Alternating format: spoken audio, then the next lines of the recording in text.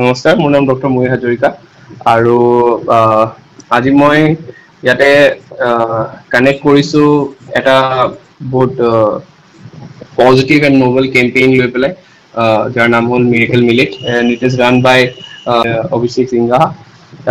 I think এই কেম্পেইনটো আজিৰ দিনত it's a pressing need for multiple reasons. Millets can be a very good alternative. এইটো দি পেলাই বহুতখিনি নিউট্ৰিচনৰ লগতে হেল্থ ৰিলেটেড বহুতখিনি ডিজিজেছৰো ক্ষেত্ৰতো কিছুমান ষ্টাডিজ আছে যিবিলাকে শ্ব' কৰে যে it has a positive impact towards date.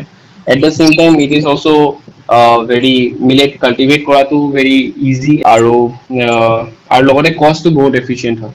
চ' এই কুল মিলাই পেলাই যি দুটা তিনিটা ফেক্টৰ্ছ আছে যেনেকৈ কষ্ট এফিচিয়েণ্ট আৰু আপোনাৰ ফাৰ্মিং ইজি লগতে ইমান হাই ৰিচ নিউট্ৰিচন প্ৰটিন থকা all this points indicate that it is high time we take that message into the society that we start taking millets into our mainstream diet.